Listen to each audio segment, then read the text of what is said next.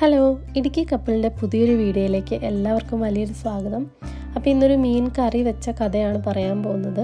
ഞങ്ങളിവിടെ കാനഡയിൽ Alberta പ്രൊവിൻസിലെ grand prairie എന്ന സ്ഥലത്താണ് താമസിക്കുന്നത്. ഞങ്ങളിവിടെ വന്നിട്ട് 2 വർഷമായി. അപ്പോൾ ഞങ്ങളിവിടെ വന്നിട്ട് മീൻ അങ്ങനെ കാര്യമായിട്ട് വാങ്ങാറില്ല. കാരണം വന്ന സമയത്തൊക്കെ വാങ്ങിച്ച് കറി വെച്ച് കഴിച്ചപ്പോഴെല്ലാം ഭയങ്കര ഛർദിലായിരുന്നു. എന്താണ് കാരണം എന്നറിയില്ല.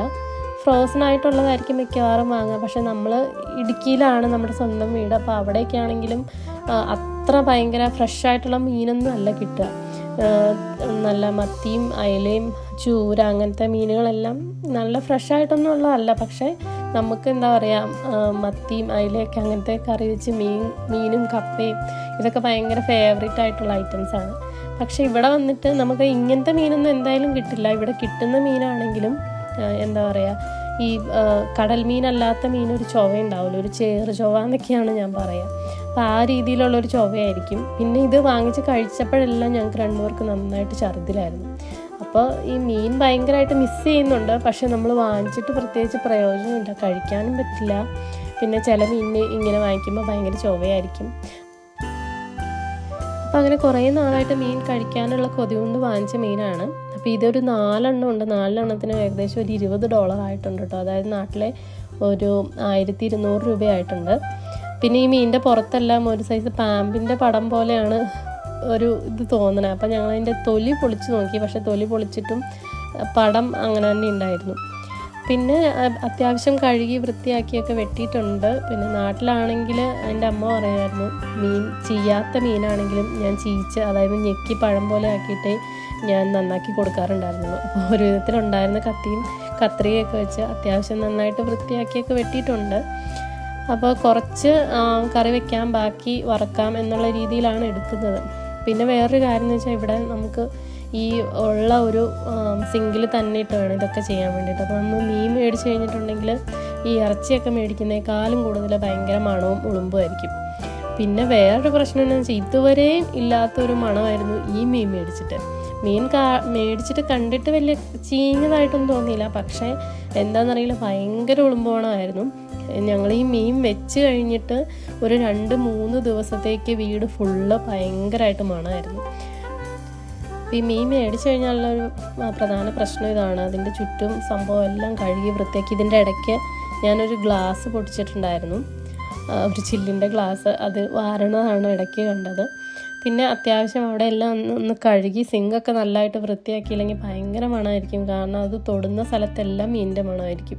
അപ്പം ഞാൻ പാത്രം കഴുകുന്ന സ്റ്റീലിൻ്റെ റോൾ എന്തായാലും മാറ്റാറായതാണ്. അപ്പോൾ അതുകൊണ്ട് തന്നെ സിങ്കും പരിസരമൊക്കെ ഒന്ന് കഴുകിയിട്ട് പുതിയ സ്റ്റീൽ റോളും പാത്രം തേക്കുന്ന സ്പോഞ്ചും ഒക്കെ വെച്ചിട്ടുണ്ട്.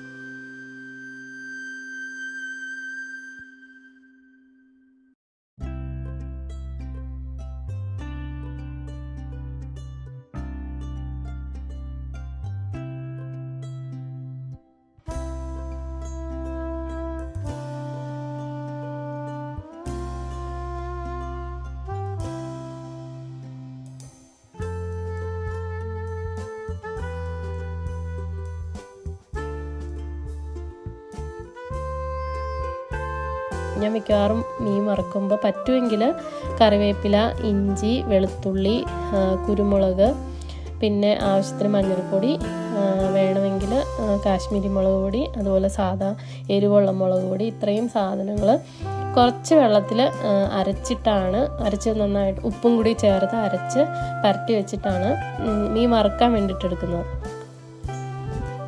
അപ്പോൾ അങ്ങനെ മീൻ വറുക്കാൻ വേണ്ടിയിട്ടുള്ള സാധനങ്ങൾ അരപ്പെല്ലാം കൂടെ ഞാൻ മിക്സിയുടെ ജാറിലിട്ട് അരച്ച് മാറ്റി വെച്ചിട്ട് എന്നിട്ട് ആ ജാറിലേക്ക് തന്നെ ഒരു തക്കാളി ഒന്ന് അരച്ചെടുക്കുന്നുണ്ട്. കാരണം അത് മീൻ കറി വെക്കാൻ വേണ്ടിയിട്ട് എടുക്കാമെന്ന് വിചാരിച്ചിട്ട്, അപ്പോൾ ചാറിനൊരു ഗ്രേവിക്കൊരു കൊഴുപ്പാവട്ടെ എന്ന് വിചാരിച്ച് ഒരു തക്കാളി അരച്ചെടുക്കുന്നുണ്ട്. അപ്പോൾ ആദ്യം തേങ്ങ അരയ്ക്കാതെ കറി വെക്കാമെന്നാണ് വിചാരിച്ചത്. പക്ഷേ ഇത് കറി വെച്ച് വരുമ്പോൾ തേങ്ങയും കൂടെ അരച്ചേക്കാമെന്ന് വിചാരിച്ച് തേങ്ങ അരച്ചും കൂടെ ചേർക്കുന്നുണ്ട് കേട്ടോ.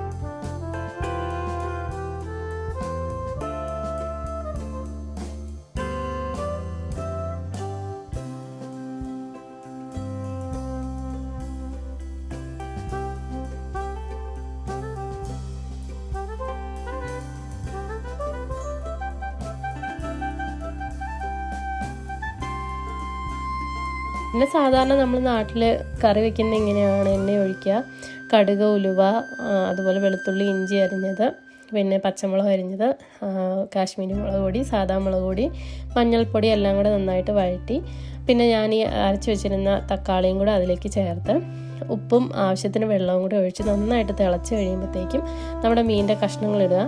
പിന്നെ ഇടയ്ക്ക് ഇതൊന്ന് തിളച്ച് നന്നായിട്ട് വെന്ത് വരുമ്പോഴത്തേക്കും പിന്നെ നമ്മൾ തവിയും കൊണ്ട് ഇളക്കാൻ പാടില്ല എന്നാണ് പറയുക. കാരണം കഷ്ണങ്ങളൊക്കെ ഉടഞ്ഞു പോകും. അതുകൊണ്ട് ചട്ടി നമ്മൾ ചെറുതായിട്ടൊന്ന് പൊക്കിയിട്ട് ഒന്ന് കറക്കിയിട്ടാണ് ഒന്ന് പാകത്തിനാക്കുക. പിന്നെ ഇടയ്ക്ക് ഉപ്പ് വേണമെങ്കിൽ ചേർത്ത് കൊടുക്കാം. അതുപോലെ നമ്മൾ കുടംപുളിയാണ് മീൻ കറി വെക്കുന്നതിന് ഇടുക. അപ്പോൾ അത് നേരത്തെ ഒന്ന് കഴുകിയിട്ട് ഒരു 1-2 കുടംപുളിയും കൂടെ അതിലേക്ക് ഇട്ടുക.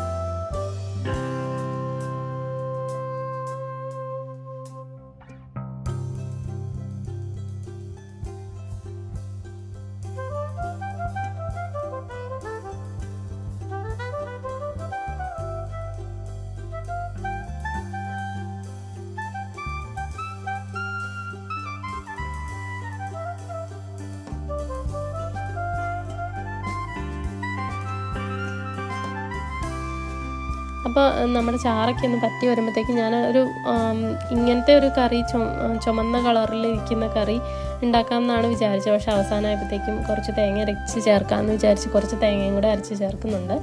പക്ഷേ കറി കുഴപ്പമില്ലായിരുന്നു, അത്യാവശ്യം നല്ല രീതിയിൽ വന്നു. അതുപോലെ ബാക്കി വറുക്കാൻ വെച്ചിരിക്കുന്നതെല്ലാം നല്ല റെഡിയായിട്ട് വന്നിട്ടുണ്ട്. കുറേ നേരം വെച്ചിരുന്നതുകൊണ്ട് എല്ലാം നന്നായിട്ട് പിടിച്ചിട്ടുണ്ടാവണം. അപ്പോൾ അതും കൂടെ മീൻ വറുത്തെടുക്കുന്നതിന് പക്ഷേ തീ കുറച്ച് കൂട്ടി വെച്ചിട്ടുണ്ടായിരുന്നു. അതുകൊണ്ട് ഒരു വശം അത്യാവശ്യം ഇച്ചിരി കരി പിടിച്ചിട്ടുണ്ടായിരുന്നു, കരിഞ്ഞു പോയി. പക്ഷെ പെട്ടെന്ന് മറിച്ചിട്ട് എന്തായാലും അകത്തേക്ക് കരിഞ്ഞു പിടിച്ചില്ലായിരുന്നു, പുറത്തെ തൊലി മാത്രം കുറച്ച് കരിഞ്ഞു പോയിട്ടുണ്ടായിരുന്നു. എന്നാൽ മറ്റേ വശം കുഴപ്പമില്ലാണ്ട് കിട്ടി. അപ്പോൾ ഈ പ്രാവശ്യം മീൻ ഉണ്ടാക്കി കഴിച്ചിട്ട് വലിയ പ്രശ്നം വന്നിട്ടില്ല. ഇത് എല്ലാം ഉണ്ടാക്കി 2-3 ദിവസമൊക്കെ നോക്കിയിട്ടാണ് വീഡിയോ ഇട്ടുന്നത് കേട്ടോ. പക്ഷേ ഇപ്രാവശ്യത്തെ മീൻ വാങ്ങിച്ചിട്ട് വലിയ ഛർദിലോ കാര്യങ്ങളോ പ്രശ്നങ്ങളോ ഒന്നും ഉണ്ടായില്ല. മീനിന് വലിയ ചൊവയോ കാര്യങ്ങളൊന്നും ഉണ്ടായിരുന്നില്ല. പക്ഷേ പ്രശ്നം എന്താണെന്ന് വെച്ചിട്ടുണ്ടെങ്കിൽ ഭയങ്കര മണമായിരുന്നു. ഒരു 2-3 ദിവസത്തേക്ക് ഇവിടെ ഒന്നാമത് ചിമ്മിനി ഇല്ല. പിന്നെ എപ്പോഴും നമുക്ക് ജനലും വാതിലും തണുപ്പുള്ള സമയത്തും ഇപ്പോൾ സമ്മർ തുടങ്ങി എന്നാലും തണുപ്പ് നന്നായിട്ട് മാറിയിട്ടില്ല. അപ്പോൾ എപ്പോഴും തുറന്നിട്ടാലും തുറന്നിട്ടില്ലെങ്കിലും ഒക്കെ നല്ല തണുപ്പായിരിക്കും. അപ്പോൾ അതുകൊണ്ട് പുറത്തേക്ക് ഇങ്ങനെ മണം പോകാതെ തങ്ങി നിൽക്കുന്നതുകൊണ്ട് ഭയങ്കര ഉളുമ്പോണമായിരുന്നു 2-3 ദിവസത്തേക്ക്. പക്ഷേ എന്തായാലും ഇപ്രാവശ്യം മീൻ വാങ്ങിച്ചിട്ട് ഛർദ്ദിച്ചില്ല, വേറെ കുഴപ്പങ്ങളും പ്രശ്നങ്ങളൊന്നും ഉണ്ടായിരുന്നില്ല എന്നുള്ളതാണ് സത്യം.